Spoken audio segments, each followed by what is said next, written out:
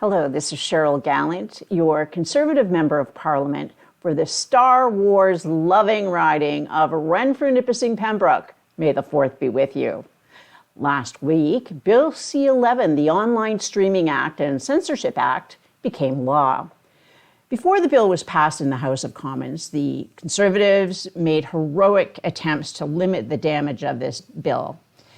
The Liberals and their socialist and separatist allies rejected our amendments, and once the bill was with the senators, they too tried to make a key amendment to prevent the regulation of the content uploaded by users of social media. The Liberals rejected it. They said it was a loophole, but that was the point. The Liberals are building a Great Wall of China using regulation instead of rock and mortar. We tried to poke a tiny hole to allow social media content to pass through.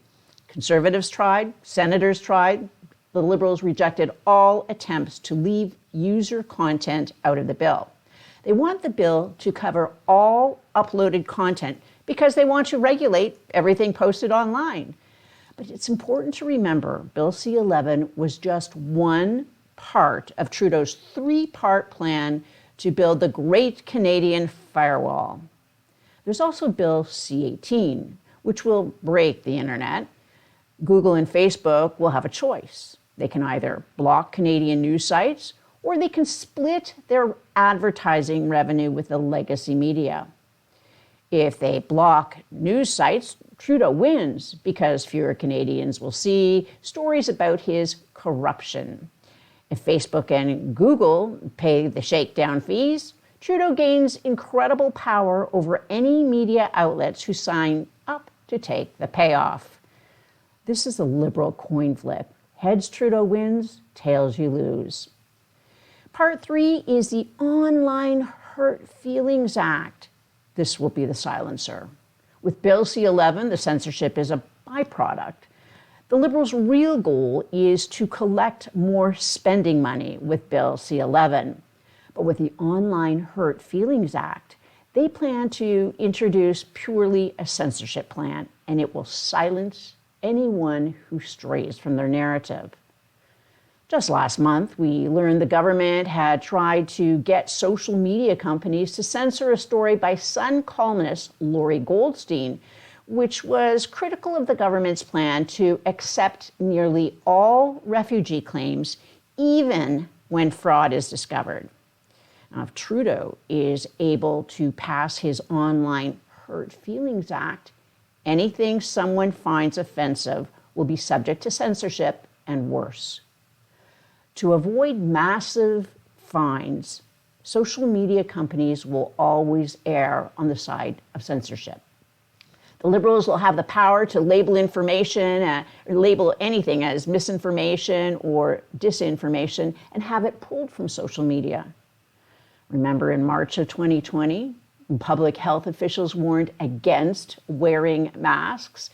They said promoting mask wearing was dangerous because Canadians would start poking their eyes while taking masks on and off. A few months later, those same public officials, the health officials, were declaring masks mandatory. These public health experts said they changed their position as more information became available.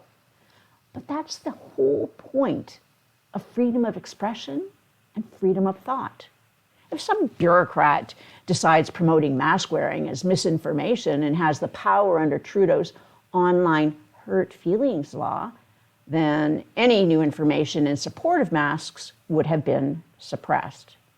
Which is even scary, or what is even scarier is after a while, more information was collected, weakening the case for masks. That's why slogans like "follow the science" are so dangerous. Science is never decided. It's never final. A hypothesis is put forth, an experiment is performed, observations are made, and data collected. The hypothesis is either supported by the data or it's not. The experiment is published. Then other scientists repeat the experiment. It's repeated over and over again until the initial hypothesis is challenged. A new experiment is designed and the process repeats. Any politicians who come along and declare, "You have enough science, the debate is over, and henceforth this shall be the only way," is not following the science. They're dismissing science. Science needs free exchange of ideas without constraint. The most hideous aspect of the Online Hurt Feelings Act is that Trudeau claims he's doing this to protect marginalized groups. The only reason any group is marginalized in our society is because their voices are not being heard. That's what it means to be marginalized. As soon as the government has the power to silence people, they will create new marginalized groups. With C11, the Liberals have control over our online culture. With C18, the Liberals have control over the online media. With the Online Hurt Feelings Act, they will control the internet. Once that power is amassed, they'll ramp up their socialist climate agenda. In case you may have missed our recent episode, the Liberals have released a shocking document. The report is called "What We Heard: Perspectives on Climate Change and Public Health in Canada." This government-funded, government-published report claims climate change is not caused by carbon dioxide emissions. It's actually caused by capitalism, individual liberty, and colonialism, and white supremacy. Radical public health workers claim public health departments must be freed from democratic oversight and public accountability.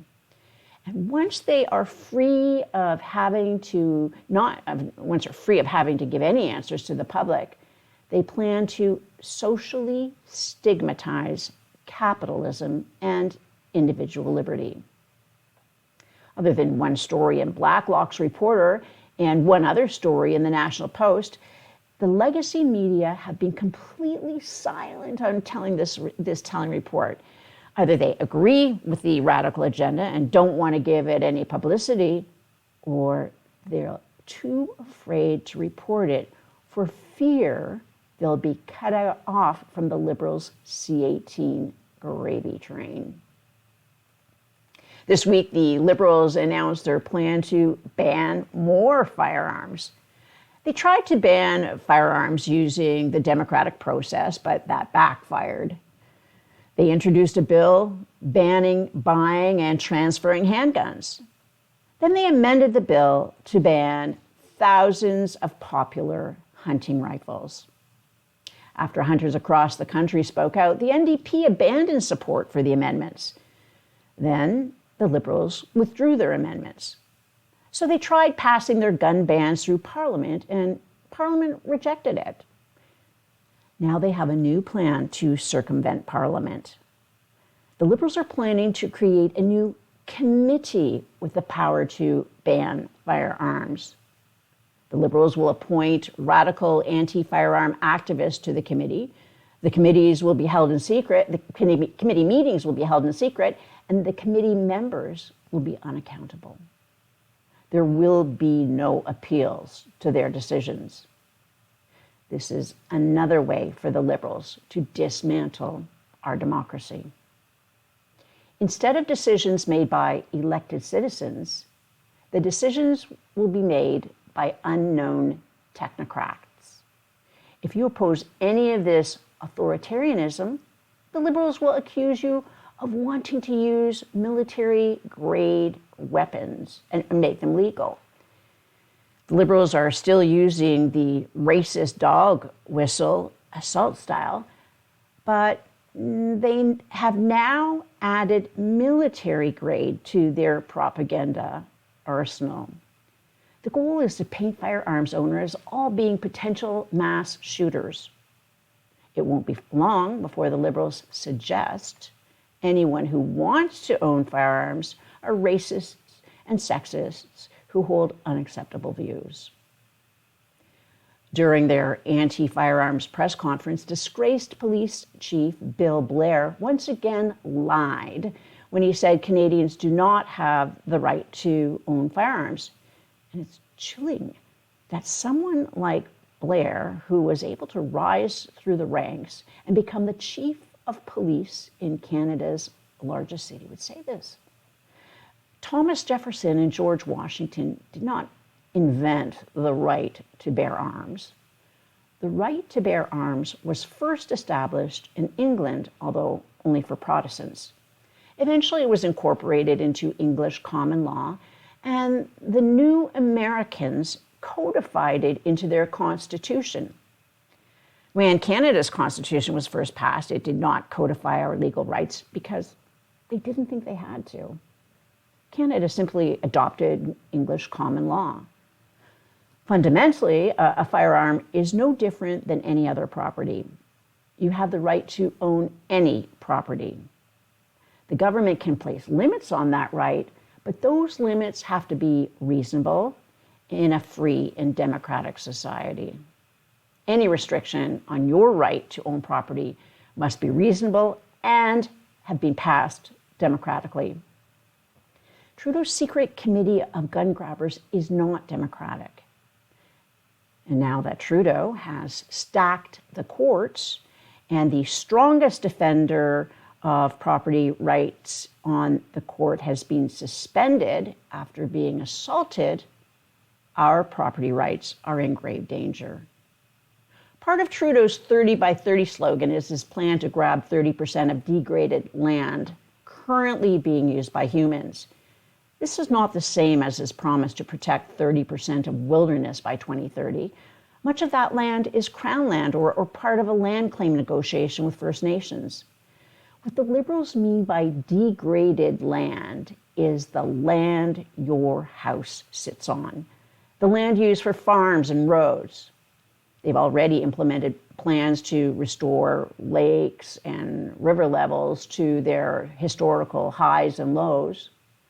The real estate value of just the homes Canadians own is $6 trillion. The government could never afford to purchase 30% of that land at its current value. That is when the stigmatization will begin. Remember, the World Economic Forum ran an ad promising that by 2030, you will own nothing and be happy. You'll see more of those types of ads in the future. They also plan to bury landowners in so much regulation, it becomes next to impossible to build anything. And if they're not successful in driving down prices, they'll just declare property rights to be racist, then take the land. The Liberals and their media allies will claim this is just a conspiracy theory. But there's no conspiracy. There's no hidden agenda. The Liberals are putting their plans on full display. They want to control what you say. They want to control what you hear. They want to control what you own.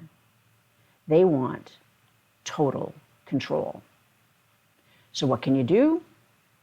Obviously, we need everyone to vote out these socialists in the next election.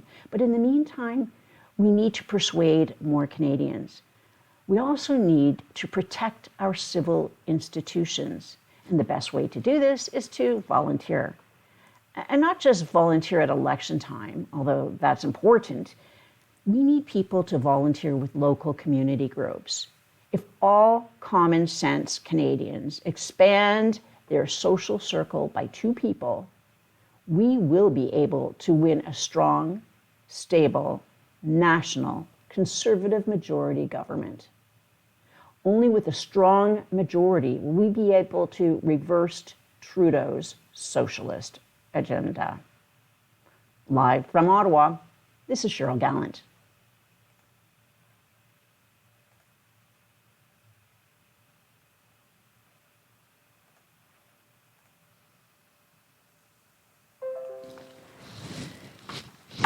How's that?